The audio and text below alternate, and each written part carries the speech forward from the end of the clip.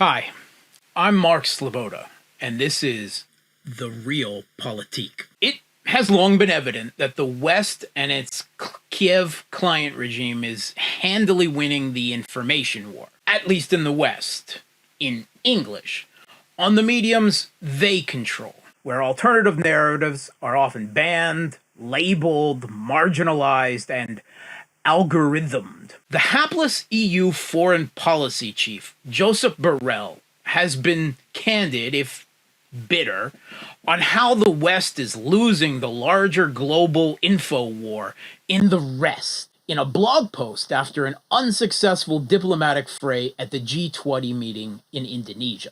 Displaying usual tone-deaf hubris, Borrell lamented that the rest of the world, amazingly to him, seemed more concerned about how the economic consequences of the military conflict in Ukraine and the West's economic war on Russia will affect them. Borrell complained that others complain about the West's double standards or simply want to preserve their good bilateral relationship with Russia. And many remain vague and not wanting to take sides because this would jeopardize their geopolitical interests. Borrell and the US-led Western hegemon he represents says that no one is allowed to stay neutral, that every state in the world must take sides, meaning their side, and frequently threatens economic punishments, including secondary sanctions, against states if they do not stop trading with Russia, without seeming to understand that sovereign states don't like being ordered or threatened like that. Now, Borrell is whining in personal terms over what he obviously sees as his personal diplomatic defeat by the diplomatic heavyweight and rock star, Russian Foreign Minister Sergei Lavrov, legendarily known in the West as Mr. Niet. Lavrov goes to Africa and tries to persuade the Africans that sanctions are to blame for all that's happening, and the whole of the Western media repeats it. Meanwhile, I go to Africa to say the opposite. The sanctions have nothing to do with it, and nobody picks it up.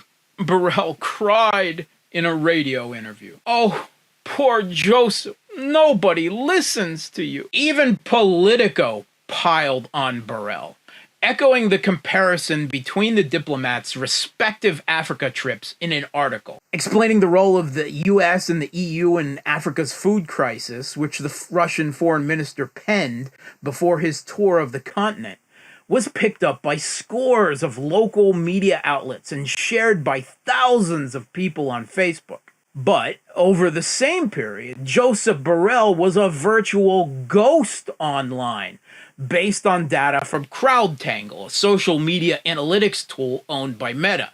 Borrell garnered just one mention on Facebook about Africa, compared to Lavrov's tidal wave of coverage. Politico's article went on, "This highlights what many within EU political circles have known for years, but few are willing to acknowledge publicly. In the information battle with Moscow, Brussels remains overmatched, outgunned, and under-resourced to combat the Kremlin's sophisticated playbook."